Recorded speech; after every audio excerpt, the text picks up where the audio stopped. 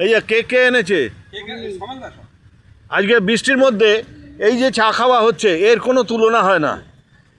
বৃষ্টির মধ্যে আমরা এই যে আমাদের ছাতা, ন্যাচারাল ছাতা হচ্ছে মেট্রো রেলের কি বলে রেল, হ্যাঁ ক্যাক।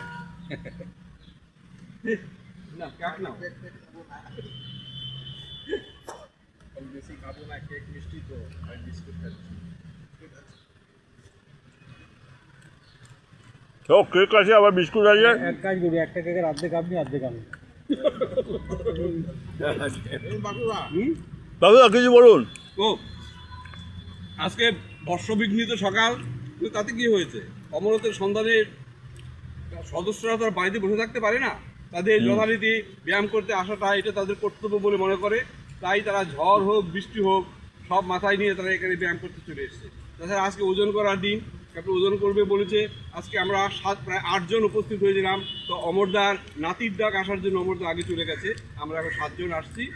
শ্যামলদা বেচারা বৃষ্টির মধ্যে না আসার কথা নয়, কিন্তু কি করবে, চা একটা দায়িত্ব চাপিয়ে দিয়েছে, চা আনতে হবে। তাই শ্যামলদা বাধ্য হয়ে চা নিয়ে এসছেন, ক্যাক নিয়ে এসছেন, ক্যাক বললাম, হ্যাঁ ক্যাক নিয়ে এসছে আর বিস্কুট নিয়ে এসছে। এখন আমরা আমাদের কাক খাওয়াচ্ছেন কিন্তু কাক আসছে না বৃষ্টিতে। কাকেরা না আসলে কি হবে, আমরা আসছি। আমরা ফুল কোর্স ব্যায়াম করেছি, ব্যায়াম কিন্তু আমাদের ঘাটতি হয়নি, পুরো ব্যায়াম করেছি। ব্যায়াম করার পরে এখন আমরা চা খাচ্ছি। অতএব সবাইকে ধন্যবাদ। অমরত্ব বেঁচে থাকুক, দীর্ঘজীবী হোক, যতই বর্ষা হোক ঝড় হোক, অমরত্ব থাকবে, থাকবে। এই আমার যাওয়ার সময় হলো, তার জন্য বাধ্য হয়ে বৃষ্টি হলেও আমি উপেক্ষা করে চলে আসছি, যদি আমি চলে যাবো। আপনার তো আরেকদিন আছে না, কালকে আসবেন? আমি আগামীকালও আসবো, যত বৃষ্টি হোক। সবার এই অমরত্বের সদস্য সবার সাথে একটা সঙ্গ দেব, এই কামনাই করছি। সবাই ভালো থাকবেন, সুস্থ থাকবেন, ধন্যবাদ। এই অমরত্বের সন্ধানে নতুন সদস্য আমি। এইসব খেয়ে খেয়ে না আমার 3 কিলো ওজন বেড়ে গেল। কেন এইসব খেয়ে আমার বাড়লে না? আপনি বাড়িতে খাবেন না কিছু? ওনার বক্তব্যটা মোটামুটি আমি রিফিউজ করছি, কারণ আমি ওই সব খেয়ে খেয়ে 4 কেজি কমিয়েছি। তবে আপনার কি কোনো লাভ হলো না? গৌতম দা এক্সাম্পল।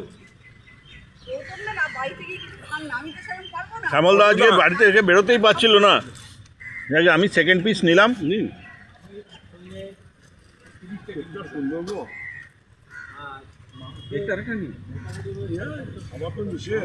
শ্যামলদা কিছু বলো। ঠিক আছে,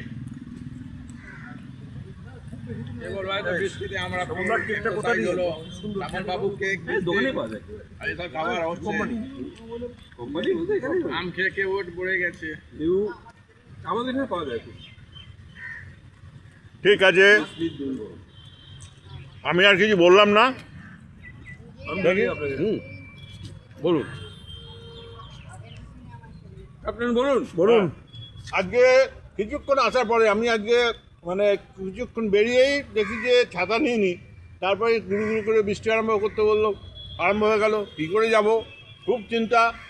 তারপরে কী করবো ভাবতে ভাবতে শ্যামলদাকে ফোন করেছি, একটা গাছের তলায় দাঁড়িয়ে, যে শ্যামলদা যেন একটা এক্সট্রা ছাতা নিয়ে আসে। শ্যামলদা নিয়েও এসেছিলো, কিন্তু গৌতমদাও আজকে ছাতা আনিনি। কাজে আমি আর ছাতা পেলাম না। কিন্তু তার মধ্যেও এত কষ্টের মধ্যেও বৃষ্টিতে ভিজে সেই আমি নিজে ভিজে যাচ্ছি, কিন্তু মেশিনটাকে তো ভেজাতে পারি না।